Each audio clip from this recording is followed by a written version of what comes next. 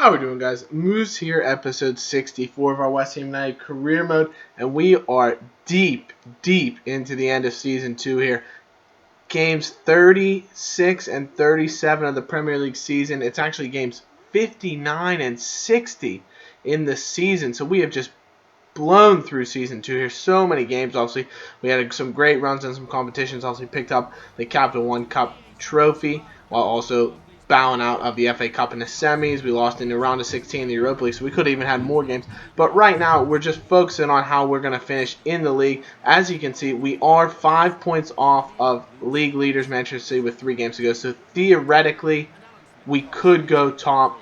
But, I mean, realistically, that's not going to happen. I would doubt that City or Chelsea would drop points very many in the rest of their games, just looking at their fixture list that they have, and also the fact that, it's going to be very tough to make up 5 points in 3 games regardless.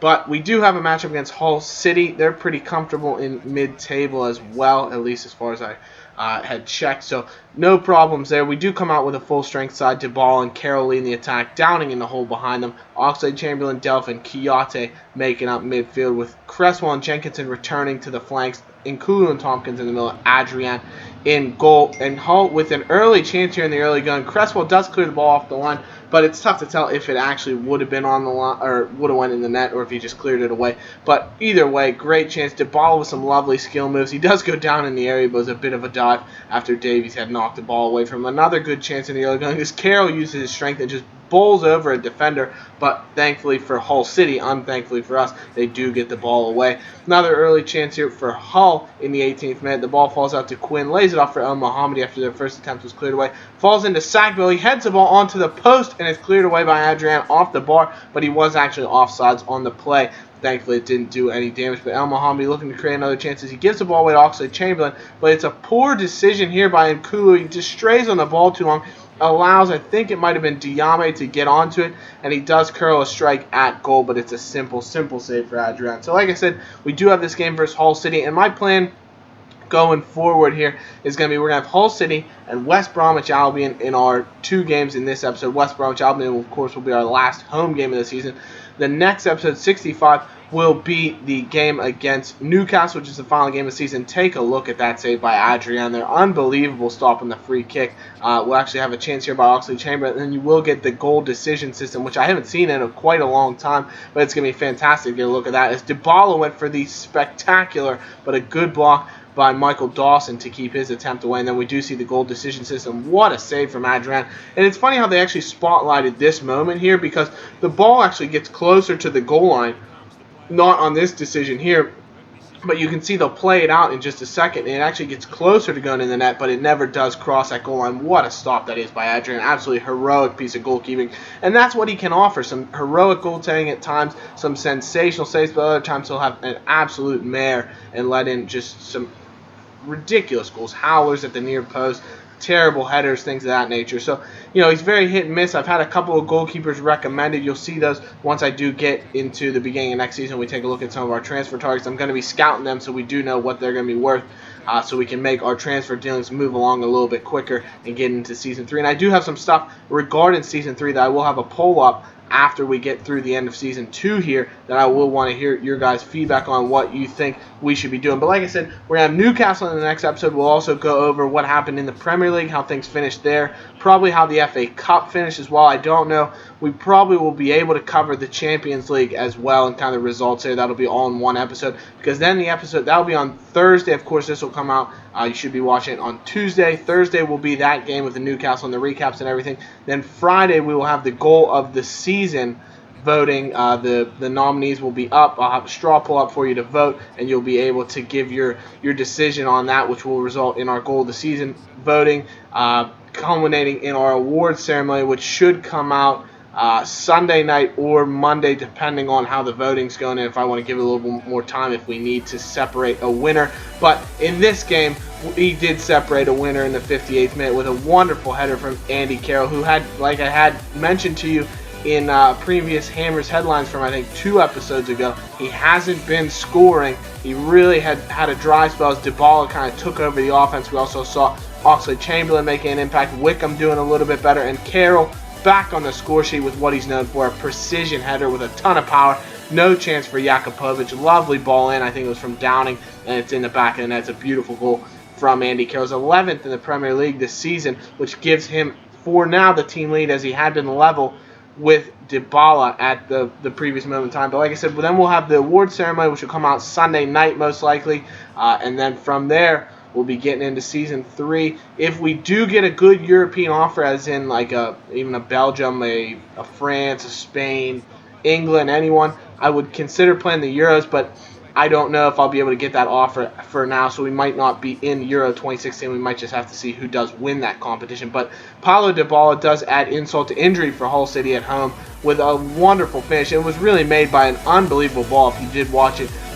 Fabian Delph, with the outside of his boot, played Dybala through with an unbelievable pass. He does really well with the skill to get inside of Michael Dawson's sliding challenge, makes some space for himself, and he just hammers it home at the near post OP. Great finish, and he does link up with Carroll now, tied for 11 goals to lead the team in the Premier League. But that's going to be the plan getting forward to season 3, and like I said, we'll probably bring back maybe Hammer's headlines for the next episode here as we close up shop. Then we'll have the goal of the season, then the awards ceremony where we'll have the Moose's Mighty Hammer Award among others, and the goal of the season, which will be voted on by you guys. So that will be fantastic. But we do pick up a clean sheet in this game here against Hull City. 2-0 victory, very comprehensive win. I don't think it was ever really in doubt, except for, you want to say, maybe the first 20 minutes when Hull had a couple early chances, a couple of bites at the cherry, but they weren't able to get any kind of juice because it finishes scoreless for them. 11 shots they did have, but only 3 on target. They did play very well. You got to give them credit. They tried to hold their home ground well, but we were able to be more clinical in the end. Stuart Downing with a fantastic performance. Aaron Creswell was actually my man of the match. He does get 3 points for me. Stuart Downing does get the 2 points in the Moose's Mighty Hammer voting, and 1 point does go to Paulo Dybala, who was really incisive, created a few chances, showed off a lot of silky skill moves as well, and did score a goal. So fantastic performance. But Downing, who picked up a yellow card, will then be ruled out of our final home game against West Bromwich Albion just from yellow card accumulation. So at this point, we don't have our attacking midfielder, one of our real linchpins of our attack, you'll have to say, available for this contest, but he'll be able to sit on the sidelines and watch it with the rest of the team and the executives and whatnot, and who will get recognized at the end of the game from the home fans, of course, regardless of what happens. But we're sitting in third. You can see Chelsea and City. Chelsea are up to 80 points now, which means really no chance we could take the league because we do have one game in hand. But if we were able to win both games and they lost a game and stayed at 80 points, we would need them to drop some goals.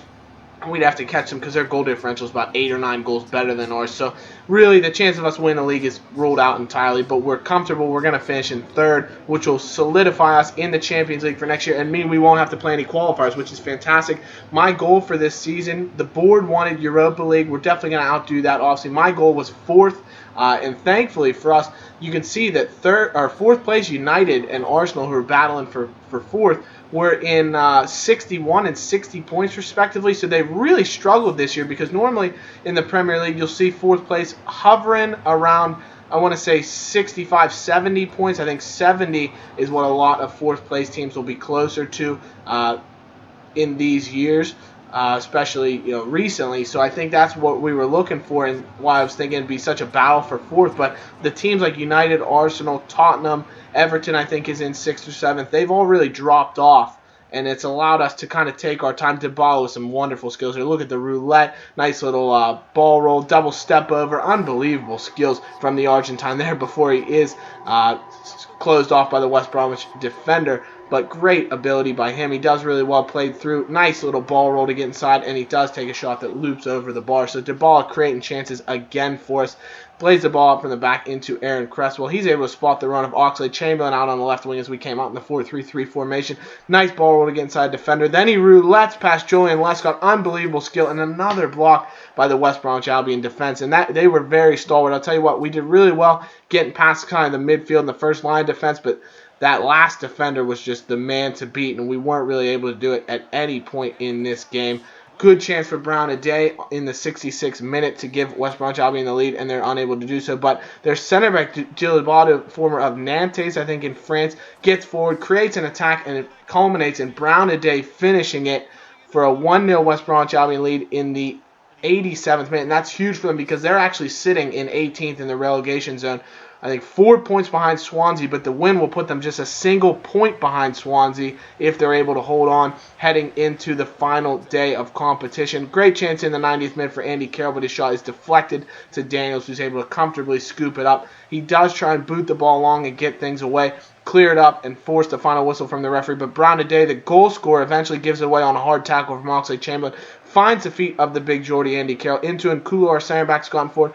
Dybala with a lovely skill move to get around defender. Plays it back to Nkulu. His strike is blocked. Thiago! It's in the back of the net. What a finish from our scout and future star.